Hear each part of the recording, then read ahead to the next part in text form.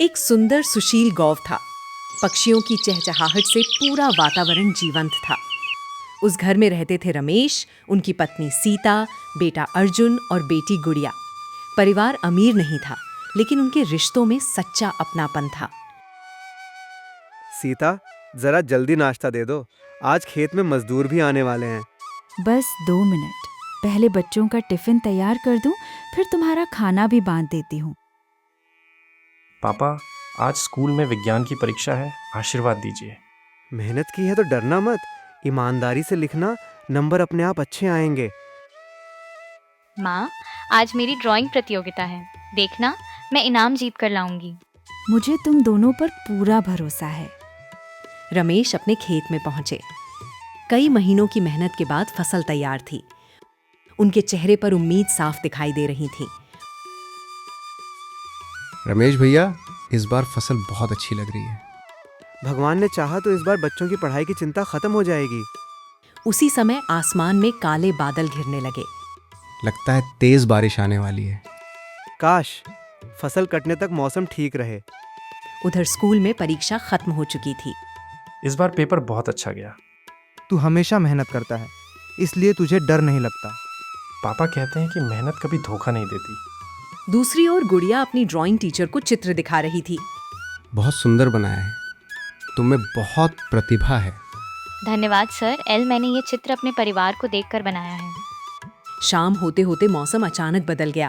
तेज हवा चलने लगी और कुछ ही मिनटों में मूसलाधार बारिश शुरू हो गई।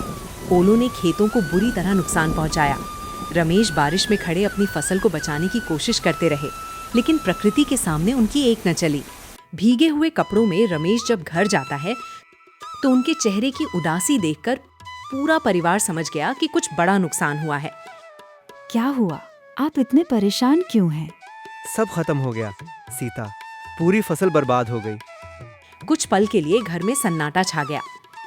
पापा, अब सब ठीक हो जाएगा ना? पता नहीं बेटी, इस बार बहुत बड़ा नुकसान हुआ है। पापा, आप चिंता मत कीजिए, मैं पढ़ाई के साथ कुछ काम भी कर लूँगा। नहीं बेटा, तुम्हारा काम सिर्फ पढ़ाई करना है। मैं नहीं चाहता कि तुम्हारे सपनों पर कोई असर पड़े। हम सब साथ हैं। मुश्किल बड़ी है, लेकिन हमारा हौसला उससे भी बड़ा है। रमेश ने अपने परिवार की ओर देखा। उन्हें महसूस हुआ कि भले ही फसल चली गई हो, लेकिन उनका सबसे बड़ा सहारा अब भी उनके सामने खड़ा था।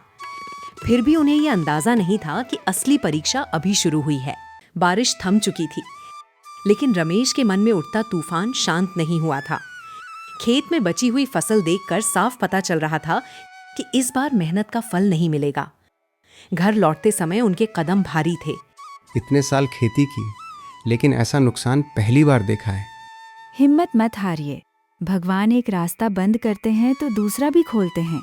रास्ता दिखाई नहीं दे रहा सीता। बच्चों की पढ़ाई, घर का खर्च, सब कैसे होगा? उस रात पूरा परिवार एक साथ बैठा था। सभी की थाली में खाना था, लेकिन किसी का मन खाने में नहीं लग रहा था। पापा, मैंने सोच लिया है, स्कूल के बाद कस्बे की दुकान पर कुछ घंटे काम कर लूँगा। नहीं बेटा, मैंने कहा ना, तुम्हारी पढ़ाई सबसे ज़रूरी है। लेकिन घर की हालत भी तो देखिए। मैं आपका बोझ हल्का करना चाहता हूँ। अर्जुन, तुम्हारे पापा सही कह रहे हैं। मेहनत से पढ़ाई पूरी करोगे, वही हमारी सबसे बड़ी कमाई होगी। माए, मैं भी सिलाई सीख लूं? पड़ोस की चाची कपड़े सिलती हैं।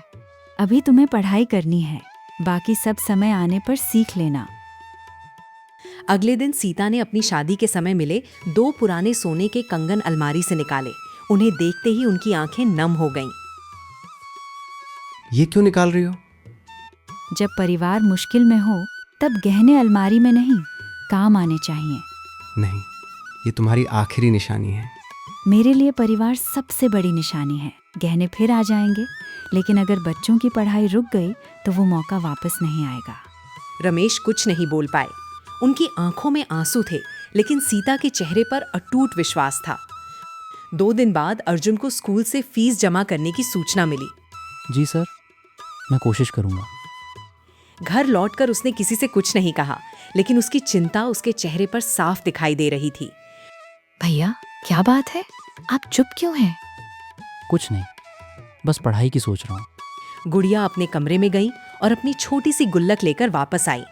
ये लो भैया, इसमें मेरे त्योहारों और इनाम के पैसे हैं। नहीं, ये तुम्हारे हैं। हमारा परिवार है ना, इसमें मेरा और तुम्हारा अलग क्या है। उसी शाम रमेश कस्बे से घर लौट रहे थे। कई दिनों की चिंता और लगातार मेहनत से उनका शरीर कमजोर हो चुका था। रास्ते में अचानक उन्हें चक्कर आया और वे सड़क किनारे गिर पड़े। आसपास के लोगों ने तुरंत उन्हें अस्पताल पहुंचाया। डॉक्टर ने जांच के बाद परिवार को बुलाया। घबराइए मत, अभी हालत संभली हुई है, लेकिन इन्हें आराम और इलाज की जरूरत है। तनाव बिल्कुल नहीं लेना चाहिए। घबराई हुई। डॉक्टर साहब, इलाज में कितना खर्च आएगा? इलाज शुरू करना जरूरी है, बाकी बातों पर बाद में चर्चा कर लेंगे। सीता ने अस्पताल के बाहर खड़े अर्जुन और गुड़िया की ओर देखा। दोनों की आंखों में डर साफ दिखाई दे रहा था। परिवार पहले ही आर्थिक संकट से जूझ रहा था और अब रमेश की बीमारी ने उनकी मुश्किलें कई गुना बढ़ा दी थीं।